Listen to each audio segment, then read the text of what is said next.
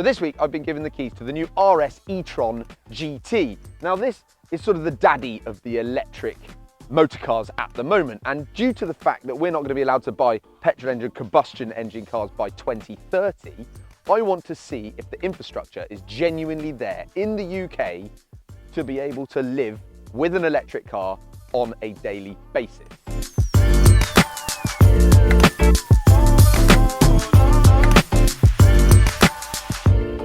So for the first time on the channel, we are in an all-electric car this week. Now, this new Audi RS E-Tron GT is, make no mistake, an absolute ballistic missile.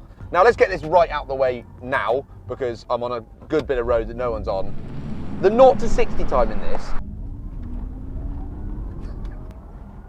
60. Now the 0 to 60 time on this is technically 3.3 seconds. I don't believe that. It feels way faster than that because of the way the power is delivered and the relentless torque, the 830 Newton meters of torque that is delivered from zero, from nothing. So the 600 horsepower that this has, or just shy of 600 horsepower, and 440 kilowatts or whatever you call it in electric terms, is delivered to you from 0 miles an hour and is always there at your right foot. Now, that for getting onto motorways or pulling away from traffic lights or doing all the normal things that you do in normal everyday life make life quite exciting. Means that you can get about very, very easily, swiftly, quickly.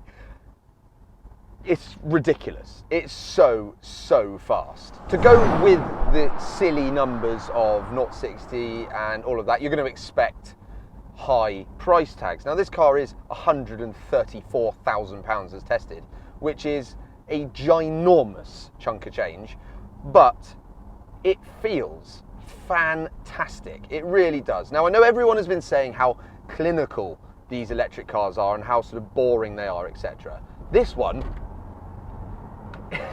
boring is not the right word.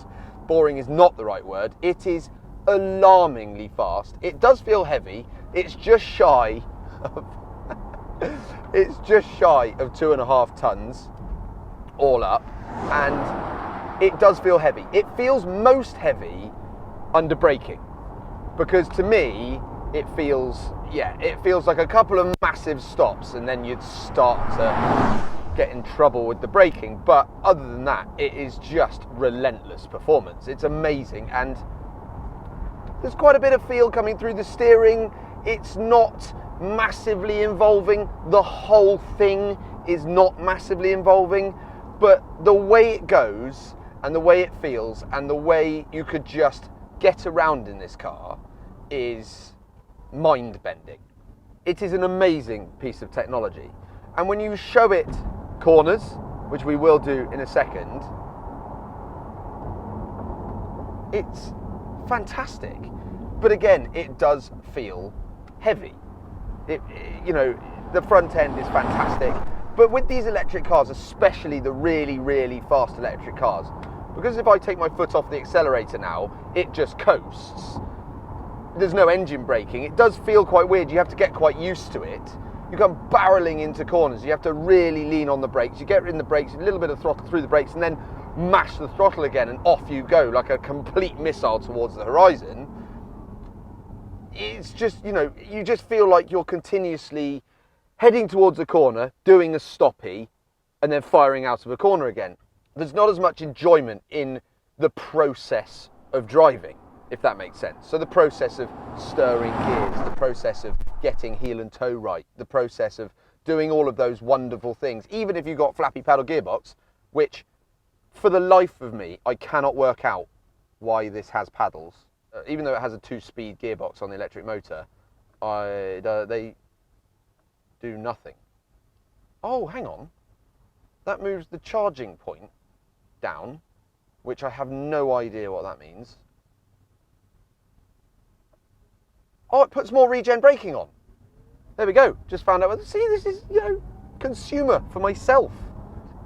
So it's almost like a different mode, I suppose. So it's feels a bit more like engine braking when you brake. So maybe that's like an eco mode. Now, this, as being an Audi, obviously has all of the normal sort of Audi stuff. So it's got the individual mode, it's got the dynamic mode, it's got comfort mode, and it's got efficiency mode. Honestly, this thing. So it threw a really long right-hander there, and it feels heavy. And I was leaning on the throttle there and building up pace coming out of the corner, because this car is so heavy that you can lean on the mechanical grip. This is just limited by the tyre. Surely. I mean, I've put my foot down. I haven't actually driven it in the wet. I've put my foot down all times in the dry, and it just seems to find grip from nowhere, pitches, and just goes. That's exciting, but it does feel, I've only had it 4 days, it does feel like a bit of a one-trick pony in that sense. If you haven't already subscribed to the channel, make sure you subscribe. We're working really hard on upping the production value even further than we normally do. So please do subscribe. The side of it that everyone's going to want to know about is living with this electric car. Now, I can honestly say I plugged it in last night to my house, just a 3-pin plug, plugged it straight into the car. It said it was going to take, this was at 109 miles already, it had left of range, so it was sort of just about half charged. It said that it would take 26 hours to charge off my electricity that I have at my house. So for the 4 days I had it, I was going to have to wait 1 whole day to get a full tank, which just isn't going to work for me, I'm afraid, as a thing at all. Because I then had to go out, I had to go to a petrol station or go to a charging point local to my house and then sit there for 45 minutes of my day charging the car. Well, that just doesn't work. Now, in driving it like now we're out on a lovely B road, the ride is superb. It is typically Audi plushness. The interior is wonderful. Everything in here is easy to use, is just right there for you. It is a brilliant, brilliant, lovely place to be. There is a little bit of tyre roar, but that is only because it's an electric car. There's always going to be a little bit of tyre noise, because to silence the tyres is more or less completely impossible. But the way it rides, it's pretty great, to be fair. It feels like an electric, I suppose it feels like an electric RS product. It feels like an electric RS6. But it feels heavier. But it feels just as refined. And it's really, really quiet and clever.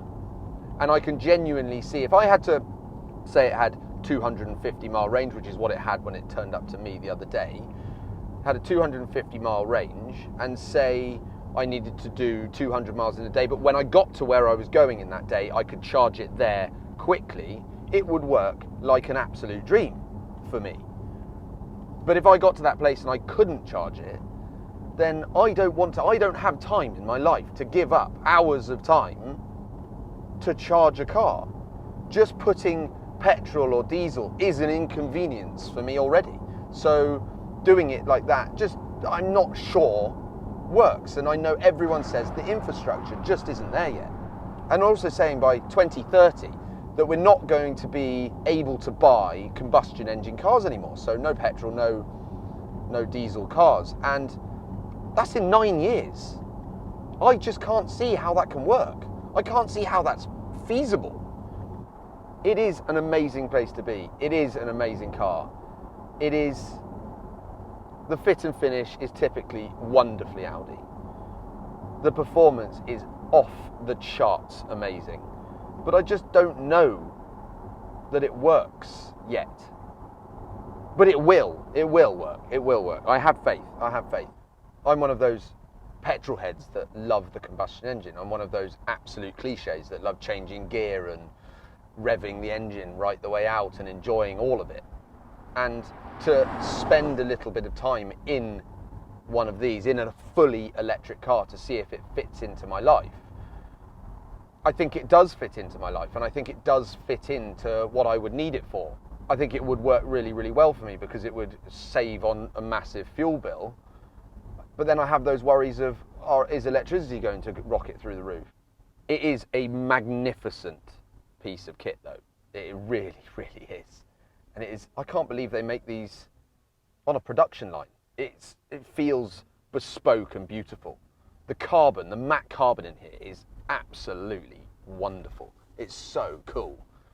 And they've changed it just enough for the E to make it feel a little bit different to the others in the range of Audi. But it still feels like an Audi and it still rides beautifully. It's a big car, it's a very wide car. But I mean, if you are in the market for a rocket ship, then go and check out the E-Tron Audi. This thing is just, it's quite a sleeper, but a lot of people have come up to me and said they absolutely love it. And I've got a lot of thumbs ups and a lot of love for it.